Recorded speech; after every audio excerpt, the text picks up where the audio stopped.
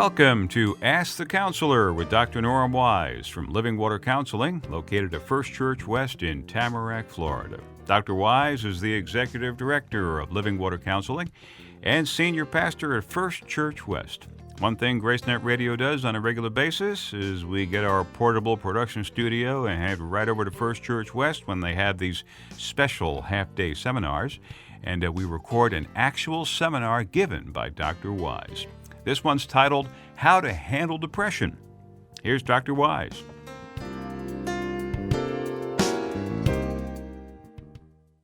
Okay, any other questions? Yes.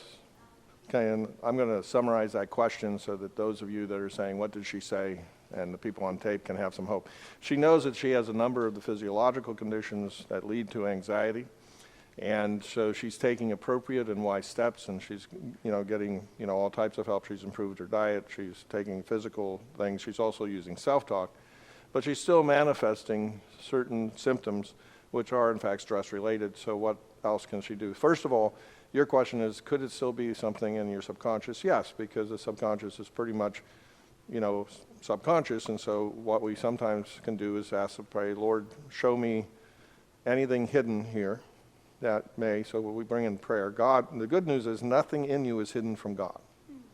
So God is not in heaven saying, I sure do wonder what's going on here. Now, the good news is there is somebody that understands. So we can ask and say, Lord, give me greater revelation into the state of my soul so that I can cope with it. Because again, what we understand, we can deal with. What we don't understand can drive us crazy. The good thing is to say to yourself, I do know there's a reason for this. And even if I don't know it, it's not, unreasonable, it's not crazy, it's just I don't know something right now, and that itself can reduce some of your stress.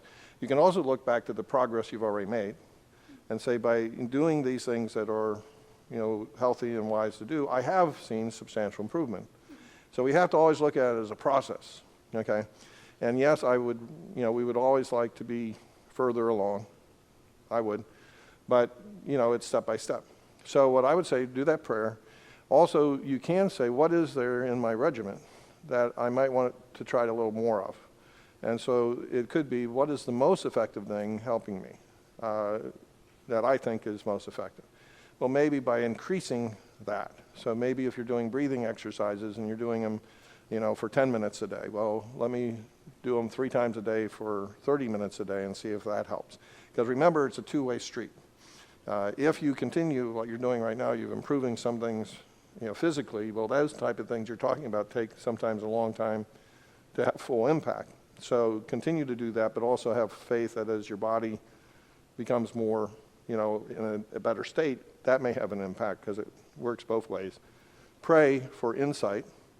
Lord, show me if there is something here, and then if he shows you something in prayer, then you can work on that. And then the third thing is look for things that seem most effective that you're doing, and maybe up those up a little bit, increase, in a natural way, and just in words, the psychological, spiritual aspects that are healthy, then just increase your dosage of that. That sounds weird, doesn't it? But yes, increase your dosage of healthy things, and then give it time, because time is our friend, as long as we're heading in the right direction, and it does take patience. But I know, I would like it all to be, I would like everything to be better today as well. Wouldn't we all? Yeah. But Jesus is going to come back, and that is the ultimate solution. So we're heading there. Yes, one more. Yeah. Well, in each case, unique. Okay, so we would have to look at it. We want to be careful of certain things. I don't really believe in, like a generational cursing type thing. Ezekiel 18 says no. We have kind of a unique standing with God. There can be some genetic influences, biological influences, where depression biological can go in families. In which case, it doesn't change any. I just know, some of us have various things that we have proneness to certain illnesses, but then because I know that, my children know that they have polycystic kidney disease, whereas my wife didn't know she had polycystic kidney disease. So for us, it was a discovery. For them, they know they were born with the illness, and so they can take appropriate actions their whole life for it. So if you think there's something like that, then you just say, what I would say is you have to develop a anti-depression, anxiety lifestyle. And so it doesn't take away from basically, we all have to carry different burdens in this life. One person struggles with one thing, another person struggles with another. Some people are, their struggle is going to be depression and anxiety. That's going to be where their struggle is. And so we need to say, well, what is the appropriate response to that? So we can do that. The environmental things, of course, yes, anything happened before the age of 10 can have great impact on us. But again, by doing some of the work, we can begin to, unpack and process this. For the most part, many times people were not aware of anything, so generations can go by and, their answer to it might have been self-medication through alcohol because they had no idea what they were facing. So the fact that we might have a better understanding of it can give us the ability to use some better responses to it. So yeah, but by the way, everything in East of Eden is complex. I can't offer you a simple world because I can't offer myself a simple world. But we can, by God's grace, begin to try to comprehend some of the dynamics. And then each of us individually have to process because each of these things are unique. I mean, there are some general rules and stuff, but we must work out an answer for ourselves before God. So we can, basically you have to take the responsibility of saying, well, what would be the most sane, stable, and spiritual approach to my particular situation? What I will say this, no situation of any individual is beyond God's ability to help. There are no truly hopeless cases. Now, we can tell ourselves our case is hopeless, but that's not true. And so part of it is just doubt your hopelessness. Okay, in other words, who said it was hopeless? God did not say it was hopeless. It's not saying it's easy, but it's not hopeless. So it is in fact questioning that prediction. Well, there's no solution for me. There may be a solution to others, but there's not a solution to me. Well, who said that? Well, who said that was your depression. And your depression is not infallible. In fact, your depression is just saying that because it allows your depression to stay alive, and your depression wants to stay alive. You are not your depression. You will exist before God without your depression. Your depression does want to stay alive, like a parasite. And so it will try to suck energy from you to stay alive. But understand, never identify yourself with the depression. The depression is something you're experiencing, but it's not you. You are not depressed. 10,000 years ago from now, when you're dancing in front of Jesus, you will not be dancing in front of him with depression. This I know. That's for sure. But the thing is we have to when I identify myself with the depression, well, then it's impossible for me to try to weaken it or to, take steps against it, because how do I fight myself? See, it doesn't make any sense. So it's best for us to think of it as just like a parasite that is feeding off of us and, in fact, encouraging us many times to do self-destructive things, which don't help. Why does the depression want to stay alive? And then I was wondering, well, depression wants to stay alive because there's a sweetness to depression. Depression takes joy in just the fact that there is no hope. There's a certain hope and hopelessness. It makes us not responsible. And so there's a whole nature of that. The Pilgrim's Progress talks about the blog of despair. So it's just one of those strange things of human nature where, yeah, our depression does, in fact, we hate it, and yet there's a sweetness to it. There's a sweetness in the despondency. The very songs that sing about depression show how we can get caught up in the wonderness, the profoundness of despair. And so it's simply, as part of the mystery. Does it rationally make any sense? No, but at an emotional level, yeah, it does want to stay alive. And it is best to practice your self-talk if you can out loud, and it is ideal in front of a mirror, and then it is important if you can, any new self-talk or healthy self-talk, keep at for 90 days, because it takes 90 days to really create a habit and to also reprogram the brain.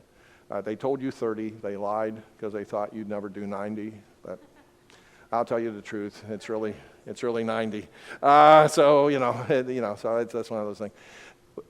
Key here, the depression and anxiety always works in black and white thinking. There'll be a lot of all statements. Everything is bad. Nobody loves me. No one ever cares. No one understands.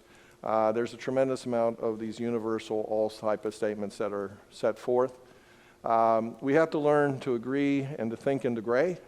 The gray is this imperfect type of situation, east of Eden, where there are good things and bad things, there are friends and there are foes, and there are happy moments and there are sad moments and there's all this stuff which makes it very complicated. And most of us don't like to think in the gray. We don't like to talk in the gray. We don't like to say, there's a lot of things not going right. What we say is nothing's going right. Okay? And so the moment we declare nothing's going right, then our subconscious will produce really negative emotions to fit that absolute statement. Because you see, the one person that does believe you is you. You believe you. And so that's very important for us to see. You have to accept by phrase, East of Eden. You have to accept we are not in paradise. Why are things going wrong? Because we left the garden. We did not submit to the perfect kingdom of love and light. And therefore, you and I live in a broken world. And even Jesus, who is God the Son, who became the Son of God, entered this world.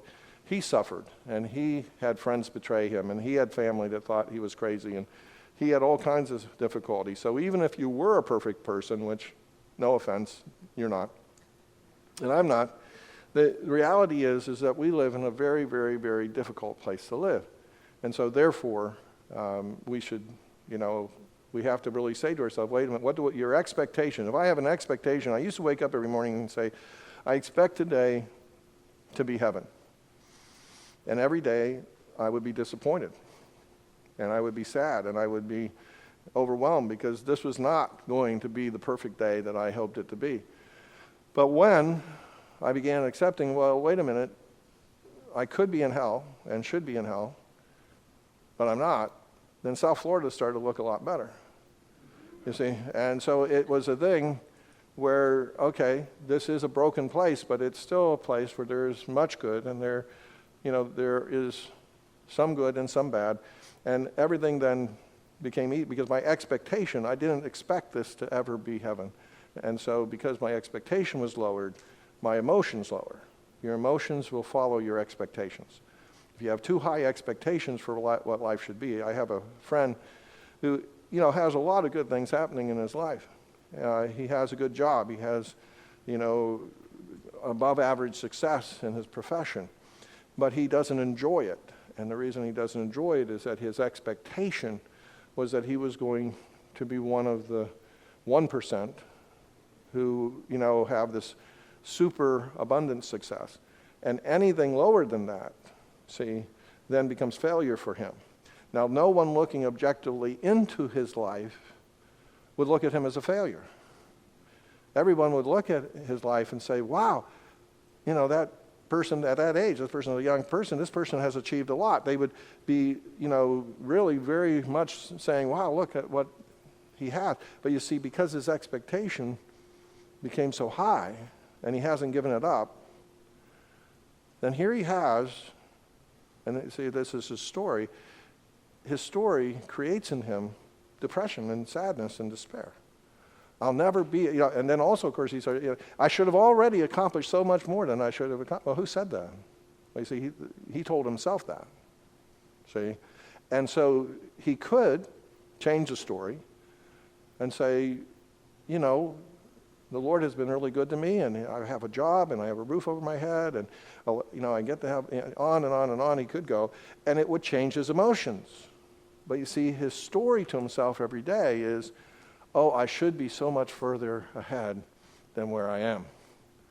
And so every day he sets himself up for not being discontented, angry, depressed, and everything else. But you see, the circumstance, a person could have identically his circumstances, but have a different story. They'd have a different set of feelings. So understand this, your feelings aren't really coming from your circumstances. Your feelings are coming from your story about your circumstances. And your story, you do control. Your circumstances, you might have very little control over, but the story you tell yourself about your circumstances, well, you do have control over that. Yep. Like parents that are folks. What he's saying is that some of these stories came from our parents, absolutely, but just understand, you are now the parent of your soul. Congratulations, you've been promoted. You are no longer the child, you are now the parent. You now get to raise you, and you now can either be a bad parent to you, or you can be a good parent to you. And if you want to echo all the garbage that your parents said to you, well, you can, but then you can more or less expect that That's going to work about as well as it did when you were getting raised. Or you can decide to be a different type of parent to your soul and tell yourself things that are more healthy. Yeah. So this comes back to nurturing yourself. You need to have a nurture yourself plan. Physical checkup. Talk to your doctor. Exercise even when you don't feel like it. Again, depression will say don't exercise. Exercise anyway. Okay?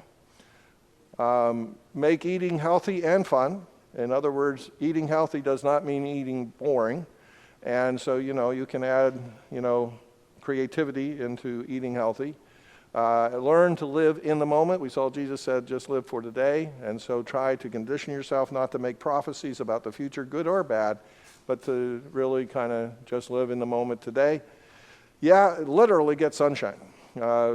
Sunshine at a physiological basis, there's a reaction that takes place that creates good chemicals, and people that are exposed to sunshine are less likely to get depressed, and people that have little sunshine are prone to get depressed. And that's why your depression screams at you, go to a dark room, go to a dark room, go to a dark room, because it knows that thus I will grow stronger in the darkness. Yes, going to the dark room does not make depression weaker. By the way, it just like, no, let's stay here and here longer. Let's bathe in the darkness. Yes, no. So again, I understand depression will punish you for going to the sunlight. I understand it will scream at you, no, no, no, no. I understand. But you see, it's just like the vampire. So look at your depression like the vampire. It doesn't want the sunshine because it will begin to wither and die. Okay? So there's a real truth and that. And even to a point, by the way, some of the therapy in northern hemispheres where there is just very little sunshine, you literally go to a doctor's office and they have a room which creates artificial sunshine, and they make you sit in there for a few hours because they know it physiologically is going to defeat the chemicals that lead to depression. You can journal. It's been shown that journaling reduces anxiety, and so journaling, it does not matter whether you ever read your journal again. If you're really concerned about someone fighting it, you can journal every day and you can shred it. It's okay because it's the process of journaling that gets rid of the anxiety. Because what happens is the subconscious sees it coming out of you, and when it sees it coming out of you, then it basically says, oh, I got it out of me. The subconscious is very literal. Plus, depending on the type of journaling, and we have a course on journaling, you process it. So you begin to confront the bad thinking, and you begin to face yourself and stuff. So the journaling allows these emotions to have to go through. When you write, you have to go through the cognitive side of your brain. And so you're bringing that which is largely coming out of the non-cognitive side of your brain, you're bringing it under more control by running it through the cognitive. But literally, you can journal every day, put it on your computer, type it out, write it up, and then burn it. And then all those anxieties you have about someone finding your journal are gone. Isn't that great? See, I finally solved. Everybody said, I can't journal, someone may find it. And I said, well, actually, it's the process that's important. So unless you're hoping to leave it as a legacy to the next generation, or, you have some reason to go back every year and read your journal, it's okay. You can burn it every day. It's all right. I don't care. Just journal, okay? Because it does, in fact, been proven to reduce anxiety and helpful in depression. Prayer and meditation, learning how to repeat to ourselves, mutter to ourselves truths, such as the truths I said, God is good, God is great, God is full of grace, God is with me in this life of grief, and God will use all my grief for good. Telling myself that, and meditating on that, focusing on that, and also learning in prayer to cast our cares upon Him. A self-space, place where you have that is very safe for you and you feel secure in, and where you can rest in. All of those could be nurturing of yourself. Reflective music. Music, by the way, that isn't encouraging depression, but what's been proven scientifically is classical music at a physiological level actually reduces it.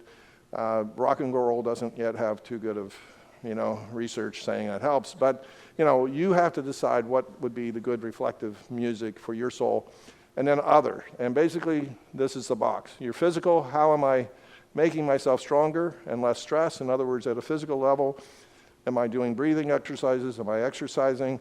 What do I do at a physical level to try to just get rid of stress? And because stress is somewhat physical as well, it also can be handled by physical methods. And that includes your diet and so on. Social, What relationships do I have that build me up? Who are people that encourage me? What are relationships that actually help me feel better? Which are the nurturing relationships? And how can I create a space so that those are in my life? How do I make time for those to be in my life? What do I do to tell myself the church, that the area of the soul, the truth, the care for my mental and emotional well-being? Am I reading things that encourage me to think more deeply? I have a young man who I've been working with, and I gave him a copy of C.S. Lewis, and he, by reading it, it has helped him overcome his depression, because what's happening is he's beginning to process some things. He's getting some answers in his soul. Now, he didn't even have any idea that that was part of his depression, but the whole thing is his soul was looking for answers, and now, he's allowing himself, and it takes him out of himself. He's talking about some big questions, so there's these big questions are taking him out of the internal talk that only made him the center of the whole universe. And then spirit, how do I seek God? How do I know God? Is God, do I pray? Do I meditate on God's truth? In other words, is there spiritual disciplines? Now, each of you will have a totally unique soul nurture plan or antidepressant lifestyle or anti-stress lifestyle. But what I'm saying, you see, the real answer is you have to commit yourself to a structured lifestyle that is daily fighting these conditions. And you want to basically say, from now until the day I die, I'm going to live a lifestyle that is working against stress and depression. You see, rather than looking at it as, I'll do this, real short now. Because you see, if we create an atmosphere that simply isn't very friendly to stress or depression, they can't grow too much. And also, that's the atmosphere that'll weaken them if they're already here.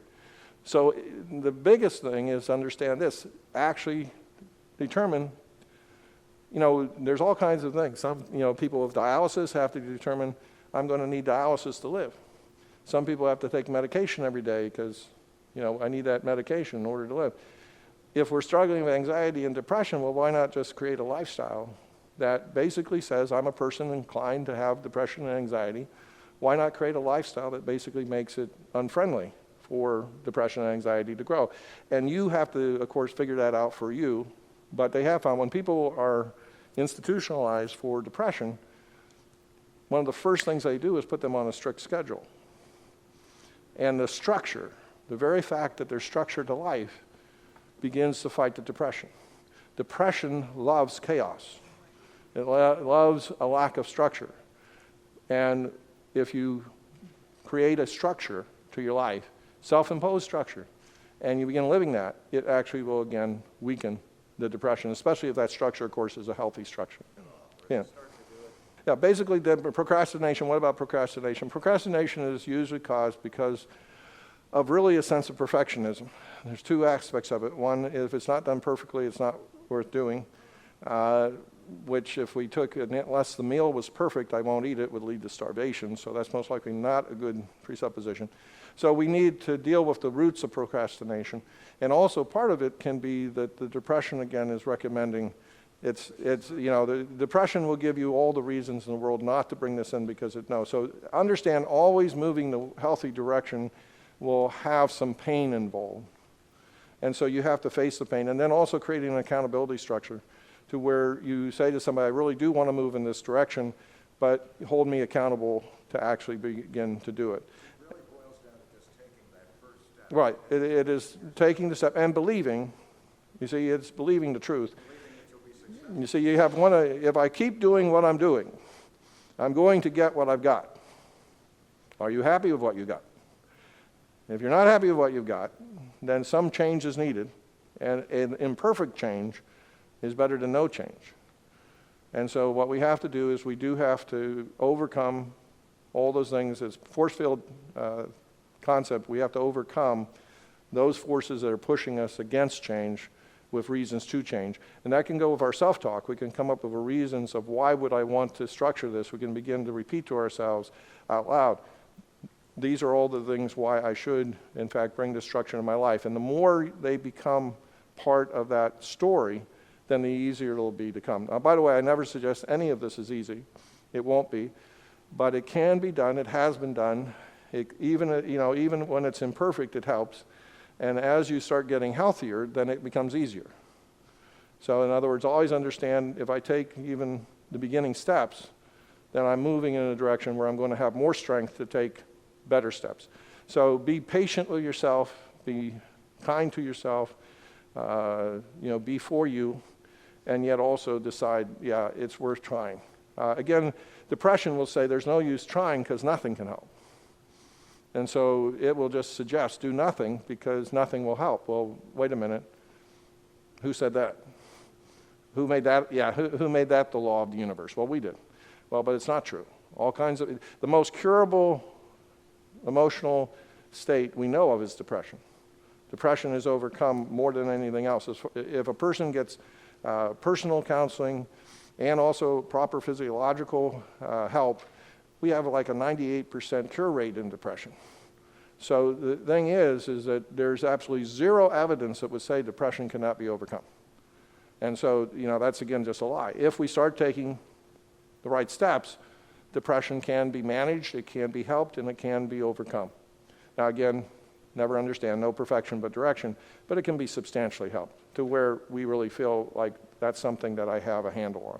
So just, those things that would tell you this can't be beat, no, it's beaten all the time. It can be beat. And there's no reason for you to believe you're an exception to that rule. Except your depression will tell you you're an exception to that rule. But you have to start not believing that voice. That voice is not infallible. It's just a voice that wants to not die. That's really the key to it. Your story, your life. So the bottom line is, what is your life story? Try to listen to yourself to say, what am I telling myself? When you actually start listening to yourself, you might decide, oh boy, that's not the story I want to tell about myself, and that would be a good first step. And so, but many of us have not listened to ourselves, so we don't know. And literally, whatever your story is acting just as that pair of glasses, and you're interpreting everything through that grid. Whatever that true gut story is there. Now, you may have, in fact, contradictory stories going on in your head. You may have a volume, two radios on at the same time, and you have one radio that is the gospel radio, and the other one is the depression radio. And some days you crank up the volume on the depression, radio, and it's mainly that voice, and then you lower that volume, you turn up another volume. So we can have confliction inside, but you need to know, well, what are the stories that are going on in your mind? Read this together with me. Sow a thought, reap an action. Sow an action, reap a habit. Sow a habit, reap a character. Sow a character, reap a destiny. So the question is, what are you thinking? What is your true Monday morning life story? Not the life story you're going to tell anyone that you believe on Sunday, because they would beat you on the head with a Bible. And those Bibles are big and heavy. So, but on Monday morning, when you wake up and face Monday morning, and you plug in, to the norm radio, what are you actually thinking and saying to yourself? What is the story that you begin your day with? What is, as you face a problem in the day, what are the things you tell yourself? That's critical. If you don't know what it is, you can't change it. You can only change when you recognize what the story is. Now, by the way, the story may not be pretty, and the story might be self-evidently not a good story, but it's your story right now, and you need to recognize you have it. You need to recognize it would need change.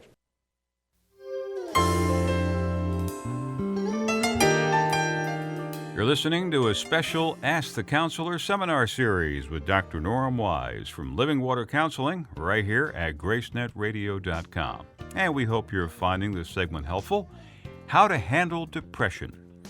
Now, there are many seminars going on at First Church West, so what you can do is visit the website and take a look at all the subjects they have. They range from things like anger management to improving communication skills, even fixing marriages. Tell your friends about it, too. And while you're talking to your friends, be sure and tell them about GraceNetRadio.com, Christian radio on the internet. Here again is Dr. Wise.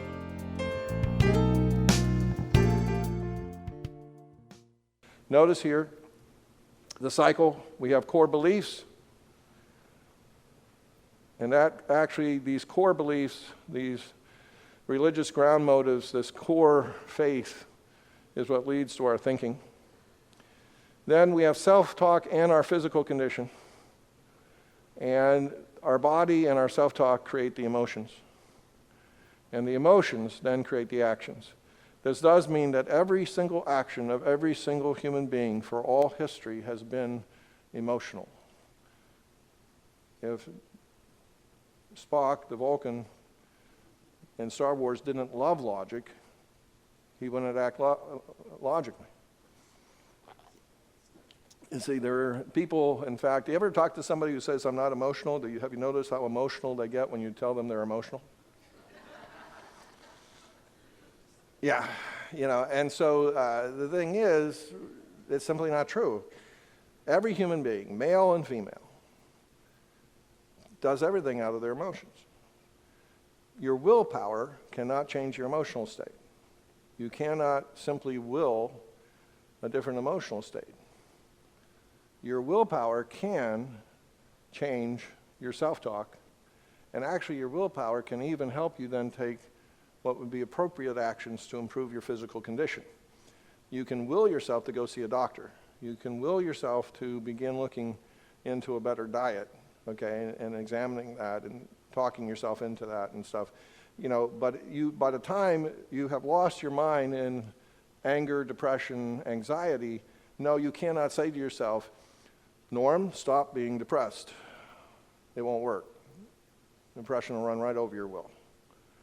But you see, we have to catch the emotions at the top of the mountain, the snowball, which is at the self-talk, and also in trying to improve our physical condition, which is also that antidepressant lifestyle. We change the structure of our lifestyle, and so therefore we're cutting down the fuel for these emotions. But yeah, now every once in a while God will have mercy on you, and you will say to the avalanche, do not pass. And it doesn't. But that isn't because your willpower is so powerful. It's because God had mercy on you, and he stopped the avalanche, and you thought your willpower did it, but it was actually God. But you get confused at that moment. Your willpower isn't that powerful. Yeah. What's the difference between thinking and self-talk? The thinking is just in my head, and the self-talk is when I actually start verbalizing it, even internally. The actual thinking is at a deeper level, but then I express my thinking in words. Words come after thought, okay? Thought is deeper. Thought is more basic. But my expression of my thinking is in my words. And in fact, my only real, my knowledge of my thinking is only in my words. But behind my words is my thinking, yeah. So there would be a distinction between the two. Closely related, but yes. Is depression based on a lack of love? Generally, because, see, depression is usually related with anger towards oneself. So it's anger turned inside. And that easily can become hatred of oneself. So there can be an element of that. But fear would definitely be part many times of depression, because we have a fear that there's no hope that tomorrow will work out. So all those things are true. Now again, how do we end up loving ourselves? We cannot will ourselves to love. We have to start telling a new story about ourselves. We have to start saying, I am made in the image of God. God planned me to be formed in my mother's womb. I am not an accident, but I am part of the eternal plan of God. And God has, in fact, created me to express things that I alone can bring to this world. In fact, if my life was not essential to the plan of God, I would not be here. I am, in fact, so sacred that even Jesus will shed his blood for me, on and on and on. You see, I have to, and as I start really telling myself and believing this other reality about myself, then I will love myself as God loves me. But I cannot simply say, I will love me, I will love me, I will love me, I will love me, I will love me. Little train, it doesn't work. We have too much faith in pure willpower, okay? Willpower needs to be directed towards changing the talk and creating a structured lifestyle. Not at simply saying, you will do right, Norm. Really? No. Not as long as those emotions are crushing me. No, they won't. So, yes. And if you do this, as we change the story, your subconscious, as you, again, ideally, you change your self-talk, you get healthy self-talk. You do it 6 times a day for 90 days. And then, of course, you begin to say, how could I structure my life? If you do that for 90 days, then you will, in every case that I've seen where that's been consistently followed, there's been a substantial improvement. Again, we're not looking at perfection, we're looking at improvement. There's been a substantial improvement in the emotional state. Yeah. Is there anything you can do? Yeah, the only thing you can do is try at that point to take a time out on yourself. In other words, basically say, I can see my emotional state is entirely a mess, time out. You hit the brakes, you stop. You retreat back, and then you start asking yourself, what in the world am I talking? You start doing the self-examination. So her question is, if I find myself in an emotional state and I see that I'm on the verge of taking some action that's very destructive, the answer to that is time out. You make a little promise to yourself is, I'm going to stop myself before I hurt myself or others. And you say pause. And then in that pause, so you're giving yourself the space to go back down the line and say, you don't just pause, you pause and say, okay, what's going on inside? So you may want to see a counselor, you may want to begin journaling, you get in the process of self-examination. When you do that, the moment you do that, see, you've interrupted the whole process of the self-talk that's just kind of screaming at you. Now you've complicated the story. Once you complicate the story, the emotions become less powerful. By questioning the self-talk, we weaken it. It's when we don't disrupt it at all. So it's a good question. You can call a timeout on yourself. If you see yourself going downhill, if you see it going in a bad direction, time out. But during that time out, specifically you're working your way back down the chain. You say, boy, am I in a bad space. Time out. And then you go back here. What in the world is going on inside? And you figure out, well, what in the world is going on inside? And then you begin to work on that part of it, and you start debate the bad internal talk. The power of habit. Habits are formed in 90 days. It is focus, repetition, and practice. Anything you do in that way will become a habit. They become the standard operating procedure for your life, and they become a rule of life. And basically, you can produce healthy and holy attitudes and actions by that rule of life. They nurture, basically, sane, stable, spiritual approach to life. Structure is vital, which we talked about, to overcoming depression. And you preach the gospel to yourself. In other words, as you've seen here, I start telling myself, but I say, wait a minute, no, I'm not useless. I am God's creation. No, it's not true. There's no hope for me. God who has started a good work. I begin preaching the truth to myself. And the faith comes by hearing, and hearing by the word of Christ. In other words, when we hear ourselves, preach to ourselves what our most wise self believes, then the gospel has the power to help us. The problem is we forget to preach the gospel to ourselves. And we will preach a horrible message to ourselves and then wonder why we feel horrible. Well, of course you feel horrible, because what have you been telling yourself? Basically, you preach the gospel, and the gospel, of course, says, I am created by God. Yes, I have rebelled against God. We 100% accept our responsibility. I'm 100% responsible for what I say, do, and think. And I have messed up, but God's love for me is greater than my rebellion. And he has sent Jesus to die on the cross for me and pay the full penalty and be raised from the dead, so I know for sure that there's hope. And yes, there's a better day coming. Eden's going to come back in steroids. This is not the end of history. And yes, I'm going to be part of that new creation. And all that I have ever hoped for will come to pass in that time. And I can prepare for it for this time. Now you see, that story, our subconscious immediately responds with different emotions to that story. So the gospel, it says the gospel is the power of salvation, the power of God to move us. And so we need to remember that story. You need to preach it. Some helpful ideas. This bad moment will pass. You're at this. I've had moments less painful before, and I will have more moments less painful coming. In other words, no, just because today is the most horrible day of my life doesn't mean tomorrow will be worse. And my history is that, yes, life has gone from really painful times to less painful times. So I disrupt the whole concept that I know the future because today is bad. And so this would be part of just, you refuse to accept the fact that this bad moment has the power to wipe out the entire future. And then also, there are sometimes people who have worked really hard to abuse us. And this just works for me. There's a whole group of people that, predicted that I would never bring any good into the world. And so my revenge on them is by bringing good unto the world. So it's a kind of how do I defeat the people that most hated my soul? By living a sane, stable spiritual life. In other words, the best way to get back at them is not by self-destructing or fulfilling their dark prophecies for me. Instead, living a life they said I could never live. Now, it's a reverse thing. Why should I give them, all those people that wished me harm, why should I give them any satisfaction? I just get back at them by living a really good life. And then God has a good purpose in my life. Let's read this last one together. God has a good purpose in my life, and I have the potential of fulfilling that purpose. Where there is life, there is hope. And so this is one of the central things that I tell myself on a regular basis. If I'm still alive, God has faith in me, and he still has faith that I can bring some good into this world. So therefore, I should have faith in me too. And this is very important.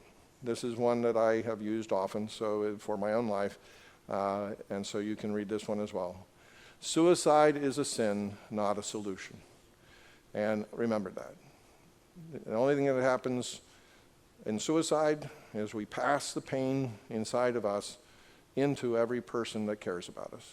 We multiply the pain by millions. In other words, it isn't like by killing myself, I finally put death to that pain. No, I actually transmit it like a virus into every soul of every person who ever cared about me. And so it doesn't die, it multiplies. So suicide is not a solution. It's just a sin. And so some of us have we all play a game with a deck of cards. Some of us have decks that fortunately don't have the suicide card in the deck. And some of us have decks which do have the suicide card in it. And what we have to do at some point is so lose our faith in suicide being a solution that we get the card out of our deck. Now that's a process. That can take some time. Because for some of us, it's been the trump card. Like, at least I still have, if I have to, I could just end my life and that would be the ultimate solution. Well, no, it's not going to be the ultimate solution. It's going to, in fact, just spread the pain that you are very aware how bad the pain is because you're the only one that's felt that pain. But now you'll multiply that and spread that over to every person you love. So for that reason, we need to condition ourselves to have strong protection against falling into the lie of suicide. Yes? Is it true that people who commit suicide go to hell?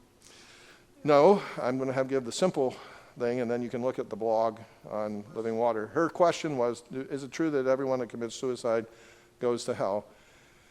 And the answer is no, because some people that commit suicide would not be in their rational minds. In other words, they are totally beyond rationality. They're not actually taking any moral step. Also, suicide is just a sin like any other sin, and if it was true that if I committed a sin before I died that I go to hell, well then we're all going to hell because none of us are going to be confessed up most likely well enough because there's all the sins you don't know you're committing.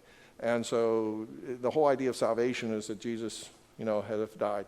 Now, if suicide reflects that I don't believe in Jesus, okay, if in fact it's an action that's based on rejection of Jesus, yeah, well, it's not suicide that's sending you to hell. It's your rejection of Jesus and the gospel that's sending you to hell. So that's the thing. That's, of course, the danger is this, an expression of a lack of trust. And then, of course, some people, would take their lives to save other people's lives, like somebody jumping on top of a hand grenade, and so obviously that would be the opposite. So I have a blog on the livingwaterchristiancounseling.org. We wrote a blog on that. Now, the thing is, though, the danger of saying that, of course, is some people who are tempted to commit suicide will say, well, now that I know I'm not going to go to hell, I'm going to do it. No, because it's still wrong. And B, God has to determine whether or not you really have faith. And obviously the act of suicide itself is not an action of faith. And B, also, you will damage a lot of people when you commit suicide. You will even encourage other people to commit suicide. So it's not a victimless crime. It really is bad. So the answer theologically is no, with caveats. We have to explain things there. But on the other side, yeah, when I'm talking to someone who's considering suicide, I want them to understand this is a very serious and significant. I mean, murder is murder. Murder is a significant sin. And suicide is self-murder. So it's very significant. Your life is no less precious than your neighbor's life. And you have no more right to take your life, and I have no more right to take my life than I have the right to take someone else's life. This is not, God owns the lives, not me. So it's that whole process. We have to think through that whole dynamic a little bit more than we normally do. Some helpful things: thought stopping. When I hear myself saying something, I debate it. Whoa, I'm worthless. Wait, Norm. Hold the horses. Is that true? Rubber band snap. This is strange, but when I feel myself kind of going into it, this actually works for some people. We put a rubber band, and you hear the thought, snap the rubber band. It sometimes can kind of just throw you into an awareness like, boy, I'm heading in a bad place. So it's just a physical kind of trick, but works for some of these people. You replace the negative thoughts. You come up with milder adjectives. You don't say, always or every time or nobody. We tone it down. We use, the stronger the adjectives, the stronger the emotions, okay? We take balance, well, yes and no. Yes, there are a lot of things happening wrong now, but a lot of people are still in my life that is important to me. So I purposely make it more gray, okay? I do away with it all being one way or another. Some over always or all, in other words, don't use the absolute statements. And questions for yourself instead of stating facts about yourself. In other words, Bill Norm, do you have purpose? You see, this is much better than, Norm, you have no purpose. So the thing is instead of making a statement, make it a question. Because when you ask a question, you'll engage. It'll suddenly start coming up with this pro and con list rather than one answer. So ask yourself questions rather than stating facts about yourself, and it'll bring up some different stuff inside yourself. By the way, it does mean that you have to slow your thinking down. You get no extra points for speed. You do have a blue day plan. In other words, just as if you had a cold or something, you can give yourself a mental health day when you need it. In other words, who says you can't take a day to just take care of your soul? You can. You can just say, I need a day to recenter and rethink and you don't have, but it's usually by pushing and pushing and pushing ourselves, we go right over the edge. And so if I feel myself declining, then give myself a blue day plan. Have a counselor or mentor, spiritual guide, pastor to call, find someone that has some wisdom, talk to them. I give you some suicide numbers, 800 anxiety talk and stuff. So there's people to talk to. There is people you can talk to and you can help. You can do all that. I also would have a folder and put in the folder, people send you encouraging notes or whatever, don't throw them away, put them in the folder, and on your blue days, go back and say, well, not everybody has agreed that there's no reason for me to be alive. Look at all these people that wrote me all these nice notes. Basically, that can help. And of course, what would you do? Would you read those silently or out loud? I read them out loud, right? You focus on your self-nurture activities. You don't torture yourself with negative thoughts or actions. You do not abuse alcohol or drugs. You do not use alcohol and drugs as a way to run away or to suppress the emotions. And you don't decide to have sex to run away. Again, abusive sex, just sex in order to kill the pain. That's not a healthy use of sex. And so we don't want to do that. We do, if you have a hobby you enjoy, it's a healthy hobby, then do that. Take a walk. Walking is good. Journaling is good. Praying is good. Reading is good. Talking is good. And be patient with yourself.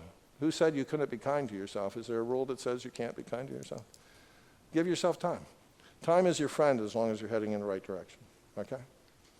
Face the fear and then let it pass. The fear can't really destroy you. Most of the time the fear is, just in your mind anyway. So just sit with it. Don't run. You'll get hurt by running away from the fear. Don't run away. Just let it pass. And then it won't be so bad. Relaxation response is basically just something developed by Dr. Herbert Benson, and that is this is another thing you do on your blue day. You take a quiet environment, find a focus word or object. The focus word could be Jesus. The focus word could be grace. The focus word could be whatever's a significant focus word to you. For me, I have a little bit more complicated. It's the Jesus prayer. Jesus Christ, Son of God, have mercy on me, a sinner. Jesus Christ, Son of God, have mercy on me, a sinner. Jesus Christ, Son of God, have mercy on me, a sinner. And I will repeat that to myself and focus on it and allow myself to just allow that to become my reality, okay? So one simple truth. It could be some art object or something that means something to you emotionally. It can be any of those things.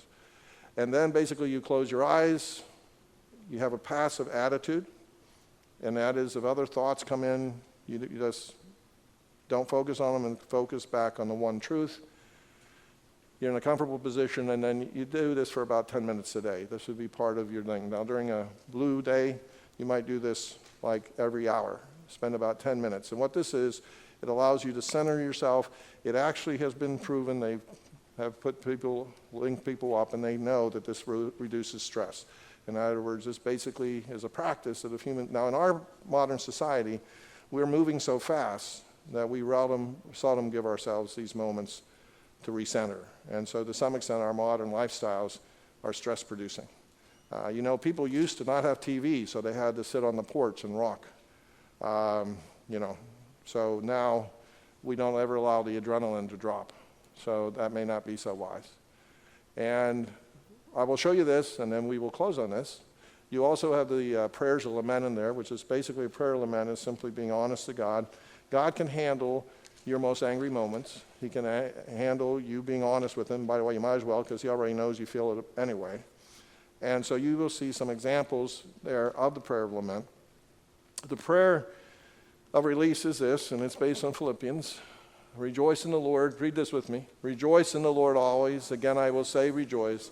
Let your reasonableness be known to everyone. The Lord is at hand. Do not be anxious about anything, but in everything by prayer and supplication with thanksgiving, let your requests be made known to God.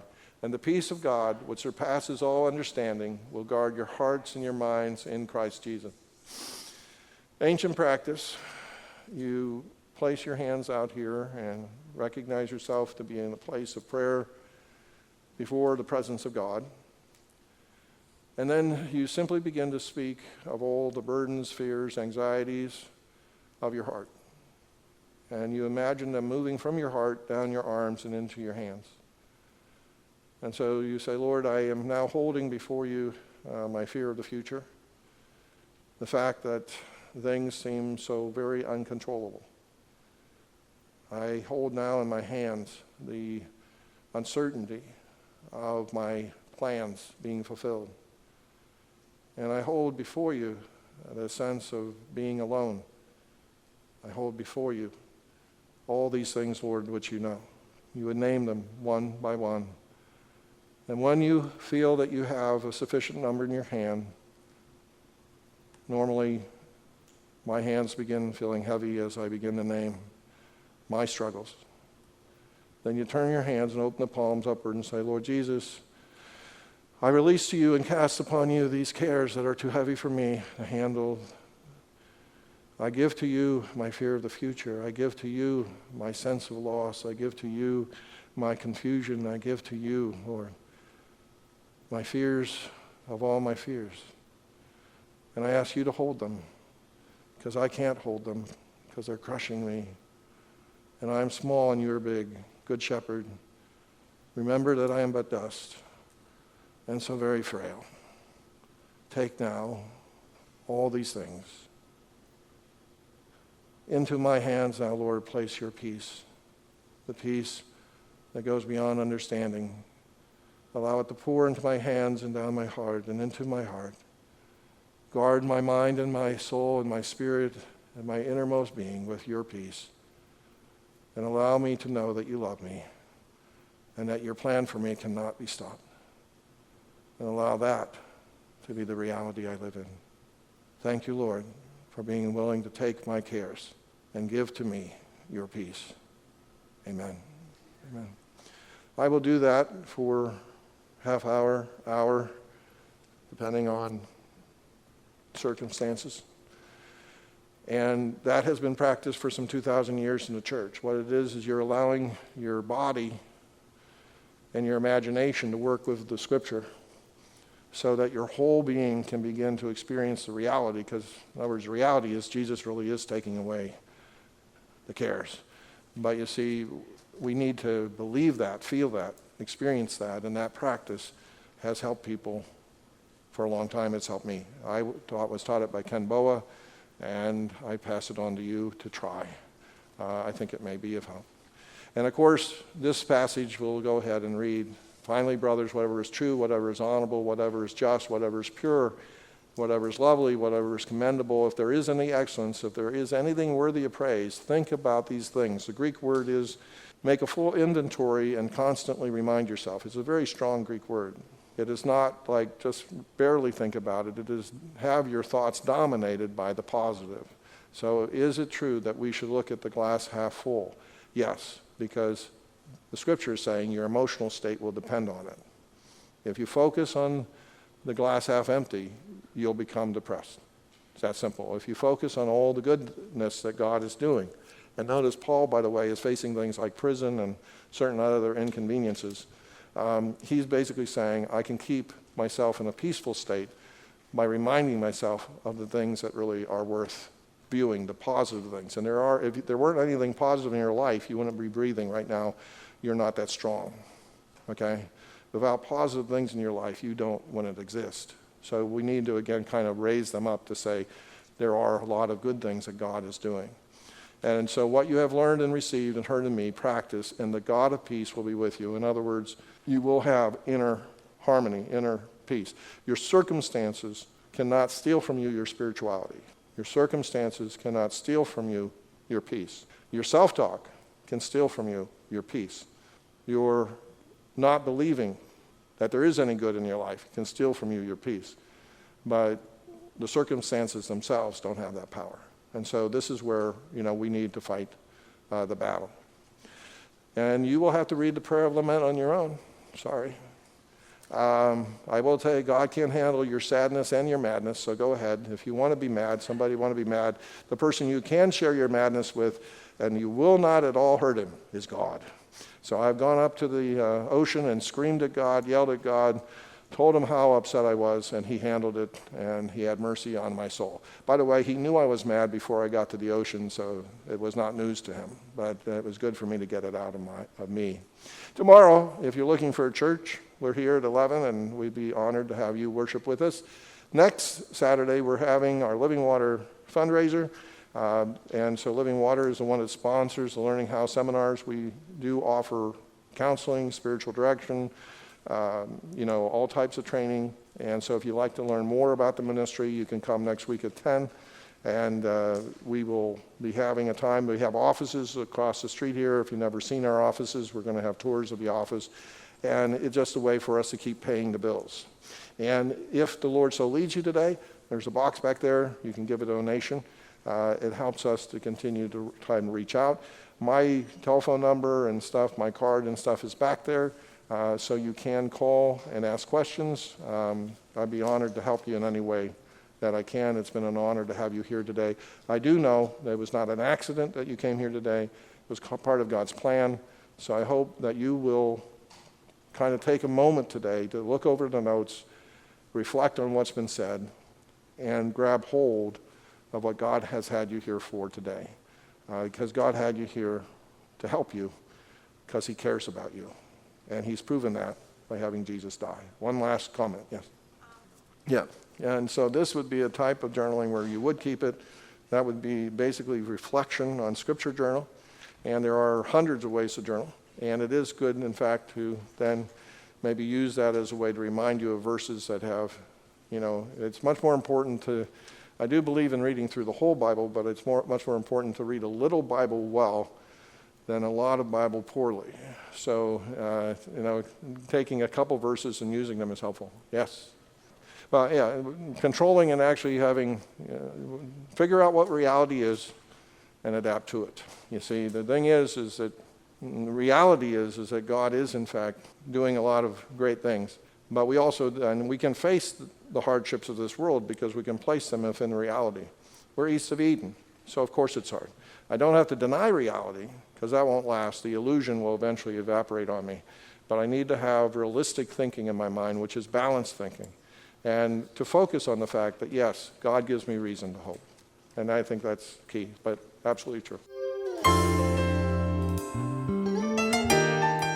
And that concludes this mini segment on family life skills, handling depression with Dr. Nora Wise, the Executive Director of Living Water Counseling, located at First Church West in Tamarack, Florida. If you'd like more information about attending seminars or attending the CD, you can visit their website at livingwaterchristiancounseling.org. That's livingwaterchristiancounseling.org. And if you'd like to order CDs, remember to please include a love gift to assist Living Water Christian Counseling and helping others.